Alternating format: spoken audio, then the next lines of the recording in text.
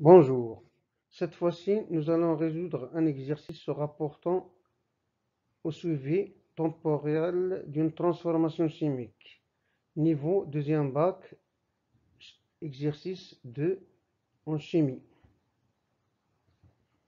Lisons d'abord l'énoncé. L'acide chlorhydrique, c'est HCl. Mais attention, c'est en solution. Je vous rappelle qu'en solution, ce sont des ions H3O+, qui vont réagir sur l'aluminium en donnant l'aluminium de formule Al, en donnant du dihydrogène CH2 et une solution aqueuse de chlorure d'aluminium CAl3 plus aqueux, virgule, 3 Cl- aqueux. Première question, écrire l'équation de la réaction. Deuxième question, à l'instant t égale 0, on introduit une masse M est égale 1,20 g d'aluminium en grenaille dans un ballon de volume V égale 60 ml d'une solution d'acide chlorhydrique de concentration C égale 0,150 mol litre moins 1. On recueille le gaz d'hydrogène formé au cours du temps et on mesure son volume V2H2. Première question. Faire un tableau d'avancement ou bien dresser un tableau d'avancement. Déterminer le réactif limitant. En déduire la concentration des ions Al3+ en fin de la réaction. 3. Les résultats de cette expérience permettent de tracer la courbe donnant la concentration en Al3+ de la solution en fonction du temps. Une donnée importante, c'est la masse molaire de l'aluminium que vous pouvez consulter sur un tableau périodique des éléments. C'est 27 grammes mol moins 1. Voilà notre courbe. Vous devez remarquer qu'ici, qu'il y a le temps en secondes. Et surtout, dans l'ordonnée, il y a la concentration de Al3+ en millimol litre moins 1. Première question, définir le temps de demi-réaction T1 demi et le déterminer sur le graphe. 3b, définir et déterminer graphiquement la vitesse volumique de la réaction à l'instant t égale 0 au lieu de ici, puis, c'est-à-dire on doit calculer deux fois. Pour l'instant t égale 0, puis pour l'instant t est égal T1 demi, temps de demi-réaction. On va passer à la solution. Ça, c'est la première question. Écriture de l'équation de la réaction. Avant d'écrire la réaction, on doit avoir en tête que la solution aqueuse de chlorure d'hydrogène s'écrit H3O plus aqueux, Cl-AK. Ce sont les ions H3O+, qui vont réagir. Le deuxième réactif, c'est l'aluminium. C'est un métal solide, Al. Donc, j'ai encerclé les réactifs au préalable. Il s'agit donc d'une réaction d'oxydoréduction dont on doit citer les demi-couples oxy-red intervenants. Les couples red-ox mis en jeu sont donc, il y aurait un couple 1 et 2. Le premier couple d'aluminium, l'aluminium joue le rôle de réducteur. Il va se transformer par oxydation en Al3+. Le deuxième couple, son oxydant, c'est H3O+. Il va être réduit pour donner l'hydrogène H2. Normalement, on peut directement écrire l'équation globale, puis essayer de l'équilibrer. Mais on a intérêt à comprendre aussi les demi-équations. Donc, voici les réactifs Al3A, Al et H3O+. L'oxydation de l'aluminium s'écrit Al, ça donne Al3 plus 3 électrons. C'est la demi-équation A qui est équilibrée. Réduction de H3O+. Faites attention, ici on doit suivre quelques étapes pour trouver la demi-équation équilibrée. Il suffit toujours de partir du couple ici, voilà notre couple, écrire que H3O+ donne H2. H3O+ donne H2. On ajoute ici les points de suspension parce qu'on a un problème au niveau de l'oxygène ici. C'est-à-dire qu'au point de vue conservation de l'élément chimique, il n'est pas équilibré puisqu'il y a ici un O et il n'y a pas d'oxygène à droite. qu'est-ce qu'il fallait faire? Ajouter uniquement H2O à droite. H2O. Lorsque j'ajoute H2O, je compte le nombre d'hydrogènes. Vous avez 2 et 2. C'est 4. Et à gauche, c'est 3. Ici, c'est un nombre impair. Et ça, c'est un nombre pair.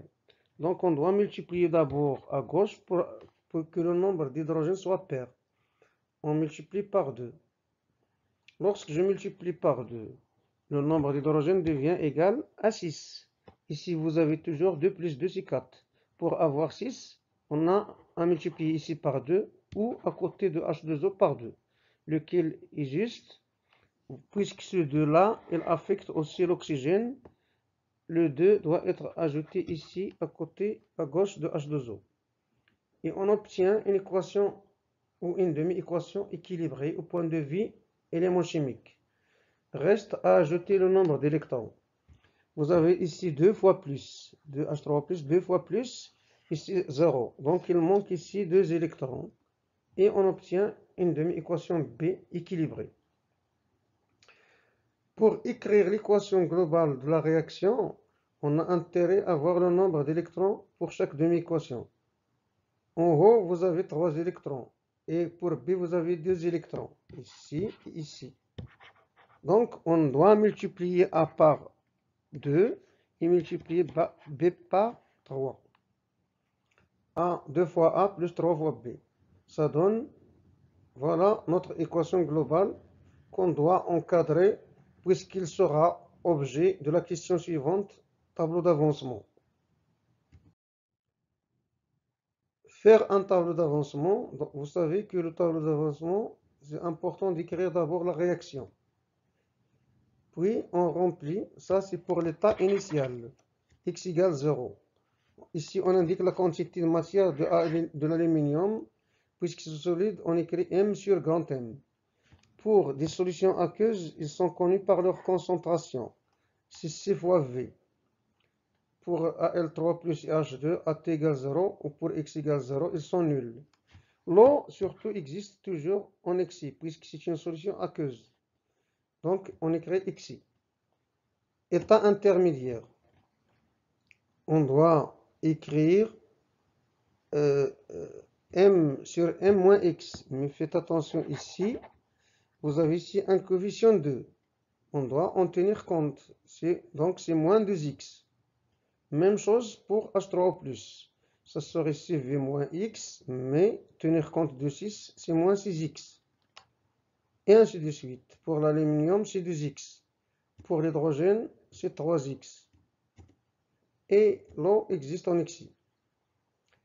Pour l'état final, il se déduit automatiquement de l'état intermédiaire. Il suffit de remplacer X par X final ou X max. Donc voilà. Et voilà notre tableau d'avancement.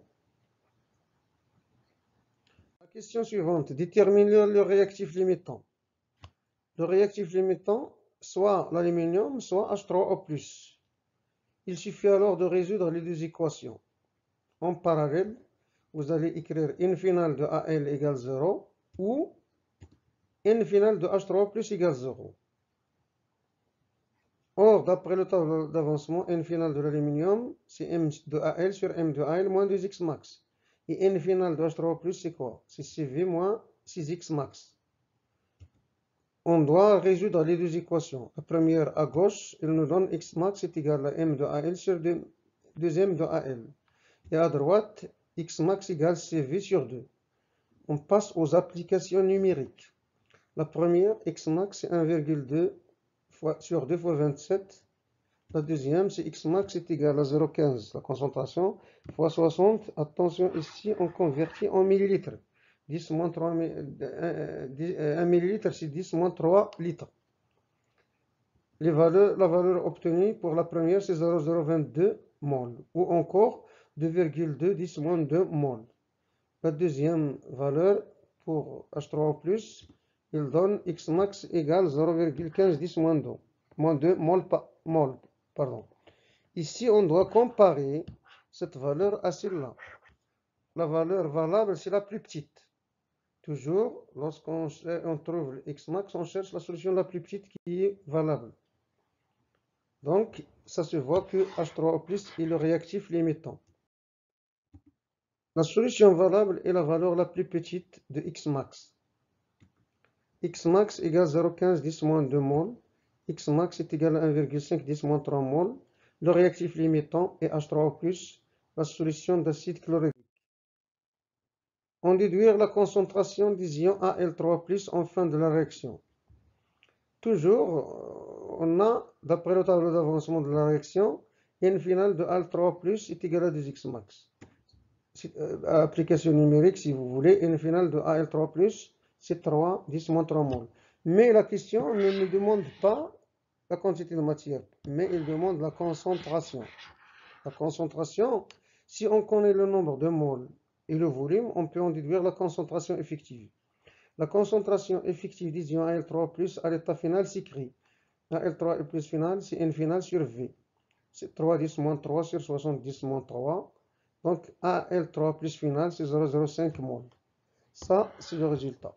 Mais si vous remarquez la courbe, on donne cette concentration en millimol litre moins 1. C'est pourquoi il vaut mieux écrire le résultat sous cette forme. Millimol litre moins 1. Ça donne 50 millimol par litre. La suite, définir le temps de demi-réaction T1,5 et déterminer-le sur le graphe. La définition T1,5, attention, c'est tout simplement la date pour laquelle l'avancement de la réaction vaut x est égal à x à l'instant T1,5 est égal à x max sur 2. D'après le tableau d'avancement, on doit relier cette x max à partir du nombre de moles de Al3+, pour pouvoir exploiter le graphe. On a n de Al3+ est égal à 2x, voir tableau d'avancement. Et pour t est égal à T1,5, c'est la définition, x est égal à x max sur 2. Je l'écris en rouge ici. Comment s'écrit le nombre de Al3+ à T1,5? N de 1,5 de Al3+ est égal à 2 fois la valeur de x. X c'est x max sur 2. Donc je vais écrire x max sur 2. N 1,5 de Al3+ est égal à x max. Or ici on n'a pas N de Al3+. On a la concentration effective. On doit calculer la concentration effective. Donc la concentration effective de Al3+ à T1,5 c'est x max sur V. Ça donne 1,5 10-3 sur 70-3. Ou encore, N final, la concentration 1,5 de Al3+, c'est 0,025 mol. Toujours par la même raison, l'unité utilisée ici, millimol litre moins 1. Pour la situer sur la courbe, on doit convertir en millimol litre moins 1. C'est 25 millimol litre moins 1. Son emplacement sur l'axe des ordonnées, c'est ici. Donc, ce point-là, pour trouver T1,5, c'est l'abscisse qui correspond à cette ordonnée. Par projection, première, puis deuxième, on obtient T1,5. La valeur de T1,5 est donc de l'ordre de 200 secondes. Définir et déterminer graphiquement la vitesse volumique de la réaction à l'instant t égale 0, puis à l'instant t égale T1,5. D'abord, la définition de la vitesse volumique de la réaction. C'est l'expression tout simplement. La vitesse volumique V de la réaction s'écrit V est égal à 1 sur V dx sur dt, où V c'est le volume de la solution en litres. Dx sur dt, c'est la dérivée de l'avancement par rapport au temps. Il dépend du temps. C'est pourquoi on va s'intéresser d'abord à la valeur de la vitesse V0 à t égale 0. On écrit ici la signification de dx sur dt, c'est quoi? C'est tout simplement la valeur du coefficient directeur de la tangente à la courbe x de t à t égale 0. Malheureusement, vous n'avez pas ici, vous n'avez pas x de t, vous avez toujours la concentration. C'est le même problème, on doit convertir x en concentration Al3+ par utilisation du tableau d'avancement. Donc vous avez V est égal à 1 sur V dx sur dt, avec bien sûr ce qui est sur le tableau d'avancement. N de Al3+ égale 2x.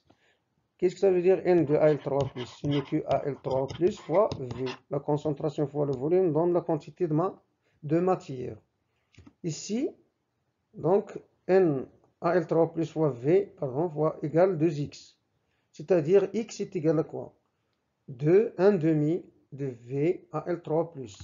Vous avez ici dx sur dt. Et vous avez ici x, qui s'écrit 1 demi de V Al3+.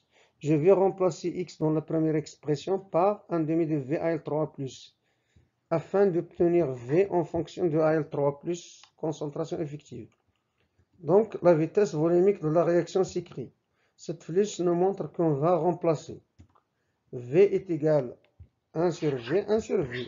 D sur dt, D sur dt de quoi? De x. Il suffit d'écrire ici x. X c'est 1 demi de V fois la concentration effective de Al3+. Or, les propriétés de la dérivée, vous avez ici le 1 demi. On fait le faire sortir avant le terme d sur dt. Puis Al3V, on peut simplifier par V. L'expression finale de V, c'est 1 demi d de Al3+ sur dt. De la même façon, puisqu'on a la courbe Al3+ en fonction de t, que représente d de Al3+ sur dt, surtout pour l'instant t égale 0. C'est uniquement, automatiquement, ou tout simplement, le coefficient directeur de la droite tangente à la courbe à t égale 0. Voilà à peu près cette droite tangente à la courbe à t égale 0. Donc, V est égal à 1 demi dAl3+ sur dt, que représente ce terme d de Al3+ sur dt. On a vu que c'est le coefficient directeur de la droite delta tangente à la courbe Al3+ en fonction du temps en t égale 0. Donc en t égale 0, voilà la droite delta tangente à la courbe. On va écrire que d de Al3+ sur dt est égal, on choisit sur la droite Al3+ à un instant t2, moins Al3+ à un autre instant t1, sur la différence t2 moins t1. C'est à nous de choisir ces points. Je choisis le premier point t1 égale 0. Il lui correspond la concentration Al3+ égale 0 aussi. Le deuxième point, t2 égale 150 secondes. Il lui correspond combien? C'est de l'ordre de 30, 10 moins 3. Parce qu'il y a les millimoles. Moins 0, c'est 50 moins 0 ici. Qu'est-ce qu'il donne? Il donne... Attention, je vais choisir ici une gomme. Il donne de 10 moins 4 mol litre moins 1. Mol litre moins 1, seconde moins 1. Ça, ce n'est pas la vitesse de la réaction. Il manque aussi le 1 demi. Donc finalement, quelle est la vitesse de la réaction à l'instant t égale 0? V0 est égal à 1 demi t de Al sur dt est égal à 1 demi de 10 moins 4 mol litre seconde moins 1. Ça donne V0 égale 10 moins 4 mol litre moins 1 seconde moins 1. Maintenant, ça c'est la valeur de la vitesse volumique à t égale 0. On va chercher sa valeur à t égale t1 demi. T1 demi, on a vu que c'est 200 secondes. 200 secondes, il est situé ici. Donc d'abord, je trace la tangente qui correspond à t1 demi. Pardon, la même chose que tout à l'heure. T1 demi, c'est 200 secondes. La droite delta, c'est la tangente à la courbe en point d'abscisse t égale t1 demi égale 200 secondes. Mais attention ici, cette fois-ci, les points que je vais choisir sont différents. Mais ils doivent toujours appartenir à la droite et non à la courbe. Puisque je cherche le coefficient directeur de la droite. Donc, les points choisis, le premier point, c'est T1 égale 0. Il lui correspond une concentration de l'ordre de 8 millimoles par litre. Le point T2, il lui correspond une valeur de l'ordre de 45. Ici, vous pouvez écrire 45 millimoles litre moins 1. Donc, on fait l'application numérique. On trouve une valeur de l'ordre de 4,1 10 moins 5. Attention, ici, vous avez 10 moins 5, ici 10 moins 4. Cela veut dire que V0 est inférieur à V1,5. V0, ça c'est une remarque, est inférieur à V1,5. C'est-à-dire que V diminue en fonction du temps, avec T. Cette question est toujours demandée dans les questions, dans les examens. Pourquoi V diminue en fonction du temps? Vous avez vu en cours qu'il y a des facteurs cinétiques qui sont responsables de la diminution ou l'augmentation de V. Vous avez vu en cours que la température, l'élévation de température augmente V. L'utilisation d'un catalyseur permet d'accélérer une réaction. L'augmentation des concentrations initiales des réactifs permet d'accélérer la réaction. Ici, la réaction, sa vitesse diminue. À quoi il est dû ça? Il n'est pas dû à la température, il n'est pas dû au catalyseur. Donc, automatiquement, il est dû à la diminution des concentrations effectives des réactifs qui se gaspillent en fonction du temps. Et voilà, c'est la fin de cet exercice. Et à la prochaine séance.